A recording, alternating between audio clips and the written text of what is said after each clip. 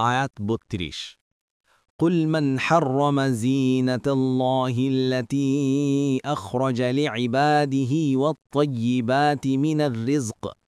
قل هي للذين آمنوا في الحياة الدنيا خالصة يوم القيامة كذلك نفصل الآيات لقوم يعلمون অনুবাদ বলুন আল্লাহ নিজের বান্দাদের জন্য যে সব শোভার বস্তু ও বিশুদ্ধ জীবিকা সৃষ্টি করেছেন তা কে হারাম করেছে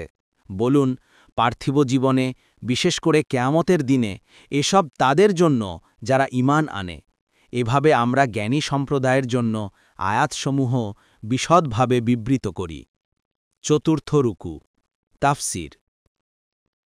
১ নং ফুটনোটের বিবরণ কোনো বস্তু হালাল অথবা হারাম করা একমাত্র সে সত্তারই কাজ যিনি এসব বস্তু সৃষ্টি করেছেন এতে অন্যের হস্তক্ষেপ বৈধ নয় কাজেই সেসব লোক দণ্ডনীয় যারা আল্লাহর হালালকৃত উৎকৃষ্ট পোশাক অথবা পবিত্র ও সুস্বাদু খাদ্যকে হারাম মনে করে সঙ্গতি থাকা সত্ত্বেও জীর্ণাবস্থায় থাকা ইসলামের শিক্ষা নয় এবং ইসলামের দৃষ্টিতে পছন্দনীয়ও নয় খোরাক ও পোশাক সম্পর্কে রাসূলুল্লাহ সাল্লাল্লাহু আলাইহি ওয়াসাল্লাম সাহাবী ও তাবেঈগণের সুন্নতের সার কথা এই যে এসব ব্যাপারে লৌকিকতা পরিহার করতে হবে যেরূপ পোশাক ও খোরাক সহজলভ্য তাই কৃতজ্ঞতা সহকারে ব্যবহার করতে হবে আয়াতের তাফসিরে ইবনে আব্বাস রাদিয়াল্লাহু আনহুমা থেকে বর্ণিত আছে যে আরবরা জাহেলিয়াতে কাপড়-জোপড় সহ বেশ কিছু জিনিস হারাম করত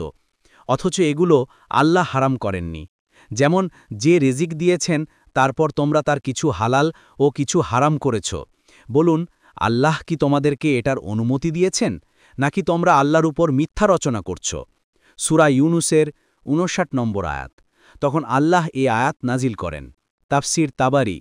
কাতাদা বলেন এ আয়াত দ্বারা জাহিলিয়াতের কাফেররা বাহিরা সায়েবা বাসিলা হাম ইত্যাদি নামে যে সমস্ত প্রাণী হারাম করত সেগুলোকে উদ্দেশ্য নেওয়া হয়েছে তাফসির তাবারি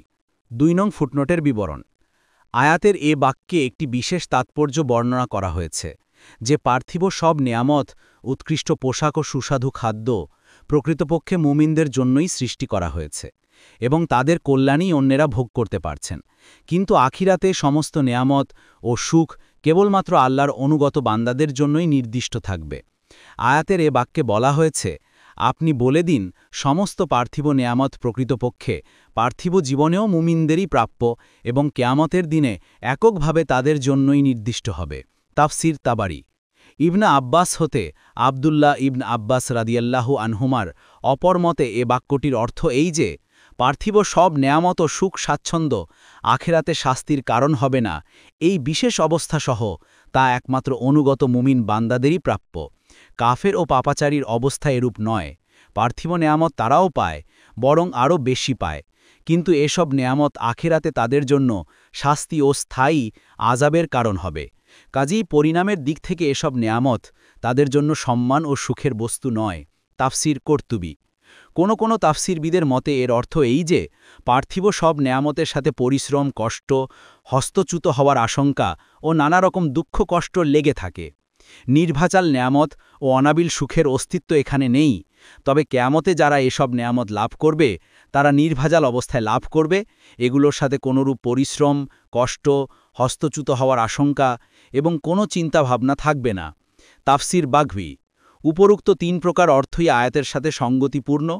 তাই সাহাবী ও তাবেঈ তাফসিরবিদগণ এসব অর্থই গ্রহণ করেছেন